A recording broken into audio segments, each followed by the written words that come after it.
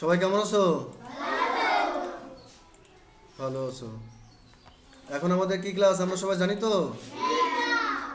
বিজ্ঞান। আর প্রাথমিক বিজ্ঞান। আমাদের কোন জায়গায় পড়া?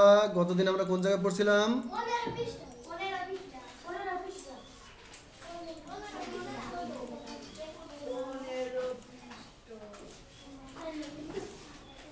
আচ্ছা দেখো, আমরা গতদিন যা পড়ছিলাম একটু আমরা আবার যাচাই করে নিই।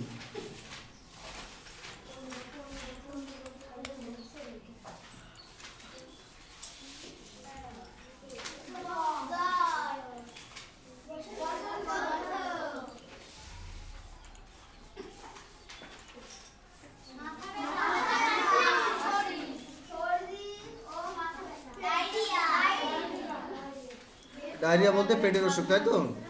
আচ্ছা, আমরা এখন কিছু রোগের নাম জানবো এবং সেটা রোগ থেকে কি কি রোগ হয়, দুঃখিত, সেই রোগ হলে কি কি লক্ষণ প্রকাশ পায় সেটা আমরা জানবো। জ্বর জ্বর হলে আমরা আমাদের কি লক্ষণ প্রকাশ পায় বলো তো, কে বলবা? জ্বর হলে কি হয় তয়ন?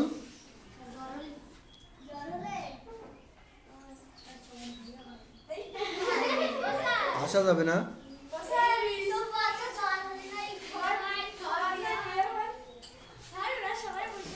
কথা বলা যাবে না। জ্বর হলে দেখো শরীরে ব্যথা এবং শরীরে তাপমাত্রা বেশি থাকে। আমরা জানি তো যে আমাদের শরীরের তাপমাত্রা কত? 98 ডিগ্রি, তাই তো? ফারেনহাইট। এর বেশি হলে তখন আমাদের জ্বর হয়েছে বলে মনে করি, তাহলে শরীরের তাপমাত্রা বেশি হয়। আচ্ছা, বসন্ত হলে কি হয়?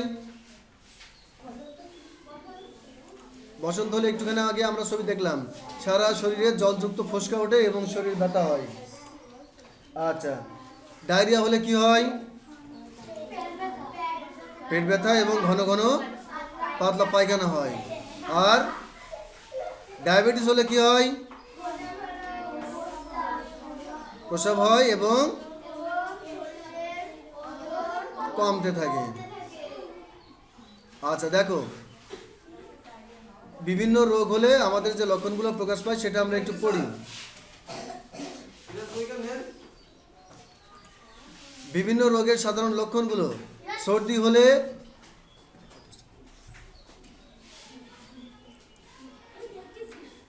হলে নাক দিয়ে অনবরত তরল পড়তে থাকে, নাক লাল হয়। আচ্ছা দেখো, এই যে চোখ ওটা রোগ হলে চোখ লাল হয়ে যায়, চোখে চুলকানি ও জ্বালা অনুভূত হয়, চোখে বিচুটি জমা হয়ে পাতা আটকে যায়, চোখের পাতা আটকে যায়। ডায়রিয়া হলে ঘন ঘন পাতলা পায়খানা হয়, অতিরিক্ত পিপাসা পায়, পেট ব্যথা করে, শরীর পানি শূন্য হয়ে চামড়া কুঁচকে যায়, রোগী আস্তে আস্তে নিস্তেজ হয়ে হতে থাকে। ম্যালেরিয়া জ্বরে কিছু সময় পরপর কাঁপুনি দিয়ে জ্বর আসে, মাথা ও পেট সহ সারা শরীরে ব্যথা করে ও বমি বমি ভাব হয়। অ্যাজমা রোগে শ্বাসকষ্ট হয়, শ্বাসের সাথে শোষ শব্দ হয়। ডায়াবেটিস রোগীর ঘন ঘন পানির পিপাসা হয়, বারবার প্রস্রাব হয়, শরীরের ওজন কমতে থাকে। আর ফুসফুসের যক্ষা রোগ হলে দীর্ঘমেয়াদী কাশি হয়, কাশির সাথে মাঝে মাঝে রক্তপাত হয়, বুকে ব্যথা হয়, ওজন কমতে থাকে, সাথে জ্বর হয়।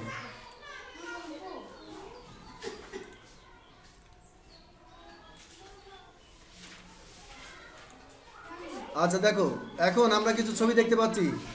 এই ছবিগুলো কিসের ছবি? হাসপাতালে চিকিৎসা দিচ্ছে, তাই তো? পাশেরটা তার মানে সে চিকিৎসা সংক্রান্ত ছবি। আচ্ছা, এটা কিসের ছবি? ডেন্টিস্ট, হ্যাঁ, গুড। তখন বাংলায় না ইংরেজিতে বলেছে। আর এটা হচ্ছে একটা শিশুকে ডাক্তার ইনজেকশন দিচ্ছেন। হ্যাঁ, আমরা যে ছবিগুলো দেখলাম সেগুলো কিসের ছবি বলো তো? চিকিৎসা সংক্রান্ত, তাই তো? রোগীর ছবি। তোমরা যা বলেছো সেটাই সঠিক। আচ্ছা, কেউ যদি অসুস্থ হয় তাহলে কি আমরা সাথে সাথে তাকে হাসপাতালে নিই? তো প্রাথমিকভাবে আমরা কি করি? আজকে আমাদের পাঠ হচ্ছে রোগের প্রতিকার। রোগের দেখো, বাড়িতে কেউ যদি অসুস্থ হয় তাহলে আমরা কি কি করি? বিশ্রাম নিতে বলি। যদি সামান্য কিছু হয় তাহলে বলি যে বিশ্রাম নাও, ঠিক হয়ে যাবে। এরপরে জ্বর হলে মাথায় জল ঢালি বা জলপট্টি দিই, তাই তো? ডায়রিয়া হলে ওয়ারসেলাইন খেতে দিই। খুব বেশি অসুস্থ হলে ডাক্তারের কাছে বা হাসপাতালে নিই। দেখো, এই যে আমরা যেটা বললাম কিছুক্ষণ আগে সেটাই সঠিক। অসুস্থ হলে চিকিৎসকের পরামর্শ অনুযায়ী ঔষধপত্র সেবন এবং পরিমিত বিশ্রাম নিতে হয়। রোগের পরিচ্ছন্নতা ও রোগের প্রতিকারের অন্যতম পূর্বশর্ত। আমরা একটুখানি আগে যা বললাম, যা বললাম এখানেও তাই দেওয়া আছে।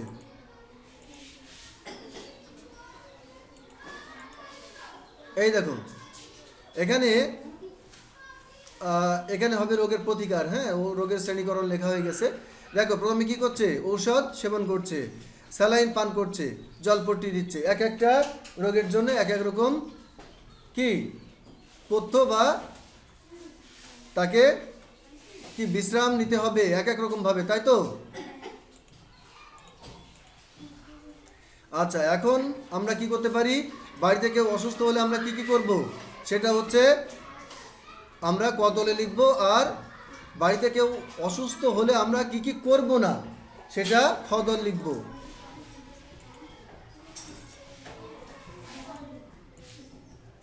তাহলে কি আমরা কি লেখালেখি এখন কি শুরু করবো একটু?